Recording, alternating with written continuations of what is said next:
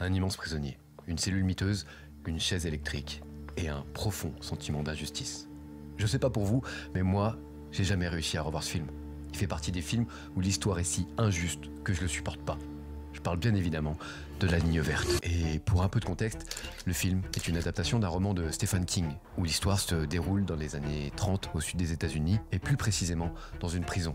On y suit Paul Edgecombe, un gardien, et surtout John Coffey, un géant afro-américain accusé du meurtre et du viol de 2 fillettes. Et tout au long du film, on découvre un homme doux, bienveillant, en fait tout sauf dangereux, un homme innocent. Et pourtant l'histoire termine sur son exécution. Pas de happy end, juste de l'injustice à l'état pur. Mais voilà, ce que peu de gens savent, c'est que derrière cette fiction se cache une histoire bien réelle, une affaire judiciaire qui a marqué l'Amérique et qui pourrait bien avoir inspiré Stephen King. Alors, cette fois on est dans le monde bien réel.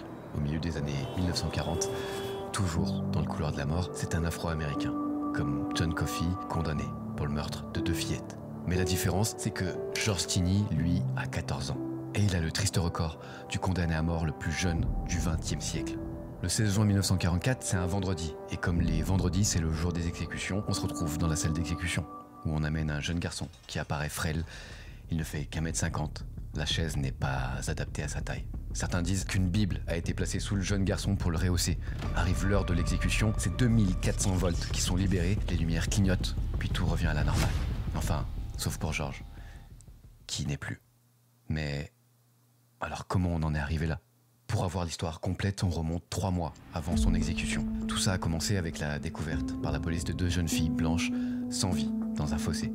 Et les circonstances sont atroces, elles ont été battues à mort. Alors on est en Caroline du Sud, dans un coin reculé, dans une petite bourgade, et l'information circule vite, très vite. Après la consternation et la peur, la colère fait sa place, et elle grandit. Et ce qu'il faut savoir, c'est qu'en 1944, en Caroline du Sud, il existe encore des lois qui interdisent beaucoup de choses aux personnes de couleur. Pour l'exemple, les personnes noires ont encore interdiction de fréquenter les mêmes transports publics, les écoles, les restaurants et même les hôpitaux que les blancs. Et c'est poussé tellement loin que la ville est séparée en 2 côtés, un côté blanc et un côté noir. Autant dire que quand un drame se déroule, la haine raciale envenime tout. D'autant plus que cette fois, les cadavres des fillettes sont retrouvés du côté noir de la ville. Et le bruit court que le pauvre George est le dernier à les avoir vus en vie. Autant dire qu'il n'aura pas fallu longtemps avant qu'il soit arrêté. Et c'est sans avocat, sans parents, sans témoins qu'il est interrogé. Rien à part un enfant de 14 ans et des hommes en uniforme avec les lois de leur côté. Au final, selon la police, George aurait avoué son crime et indiqué l'emplacement de l'arme du crime. Une barre de chemin de fer. Très rapidement, on passe au procès. Plus l'affaire est classée rapidement, plus la colère des habitants redescendra. Alors, pas de temps à perdre. Et ce dont a droit George Tinney, c'est un avocat fiscaliste. Bon, autant dire que George est seul dans un tribunal constitué uniquement de personnes blanches. Et le procès a duré 3 heures, avec aucun témoin, aucune preuve. La délibération pour la mise à mort d'un adolescent aura duré 10 minutes. On est plus sur un lynchage qu'un procès. D'ailleurs, la famille de George devra déménager face à l'hostilité des habitants de la ville. Et George, quant à lui, est placé dans une prison à plus de 100 km de son domicile. Voilà comment 3 mois plus tard, la sentence est exécutée. Et un détail important de l'histoire, le gouverneur de la Caroline du Sud de l'époque aurait pu éviter la chaise électrique à George.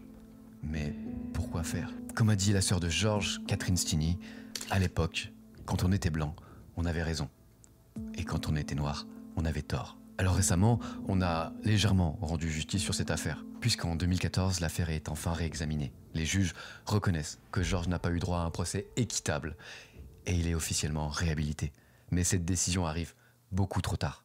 Trop tard pour un garçon de 14 ans, qui avait toute sa vie devant lui, exactement 70 ans trop tard. L'histoire de George Tinney illustre à quel point la peine de mort est une arme dangereuse et arbitraire, à quel point le racisme peut aveugler une société entière.